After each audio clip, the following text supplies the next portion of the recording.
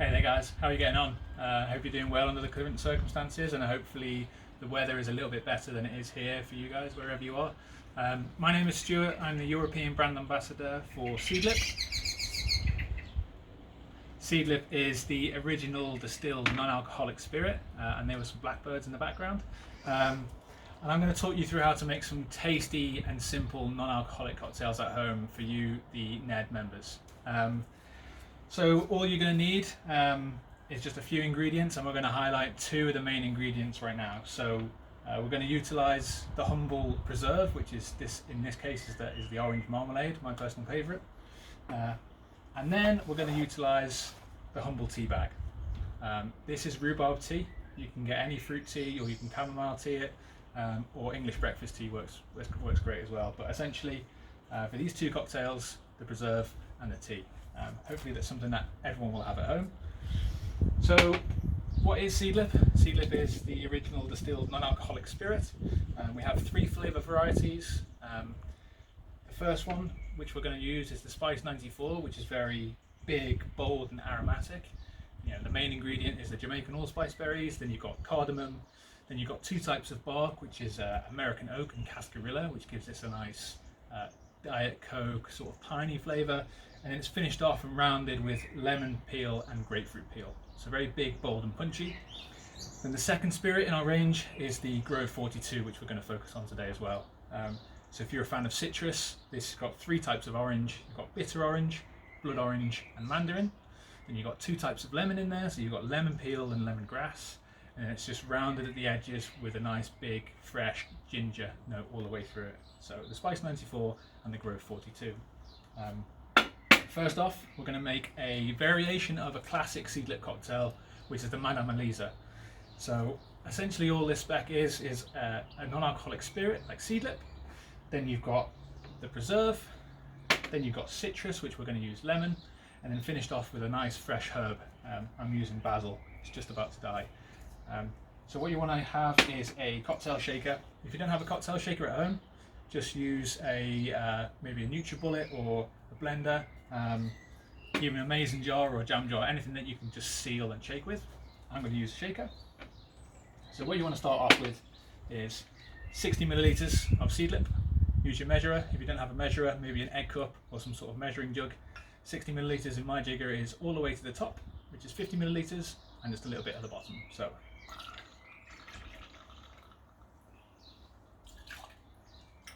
after you've poured your Seedlip, you want to take 2 big spoonfuls of your preserve, the orange marmalade.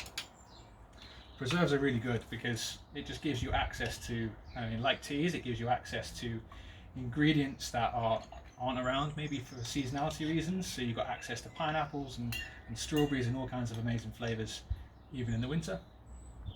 So there we go, we've got 2 spoonfuls in there. Then you want to pick your citrus. In my case, it's the lemon, and you want to just 25 millilitres of the citrus. Give it a nice little roll and free up all of the pith inside that you can juice it easily. Unfortunately, I don't have a juicer at hand, so it's got to be the old fists. So 25 millilitres.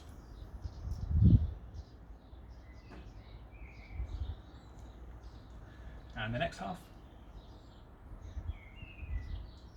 And then pop that in there. Get rid of your lemons. And then you want to take a nice sprig of the herb of your choice. You can use dill in this recipe, it works really well. Unfortunately, I don't have hold of dill at the moment, so basil is my second option. A couple of leaves there, you want to give it a nice slap and release those oils. Pop them in there. And then just finished off with a few cracks of black pepper. So you've got your Seedlip, you've got your marmalade, you've got your citrus, and then you've got your herbs. Next is your ice.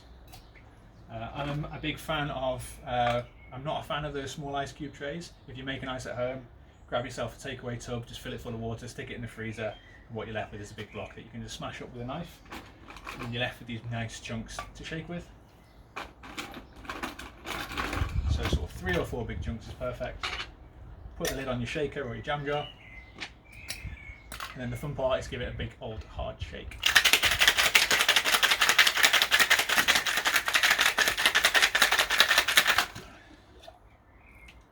This is a nice little vintage shaker and has a little bit of a crack in it apparently.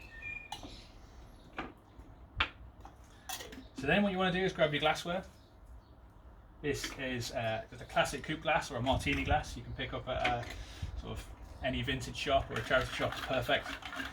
And then you want to strain it through a fine strainer or a sieve. And if you shake with anything like marmalade or herbs, or even ice obviously, you don't want to get those ice chunks or herbs in there.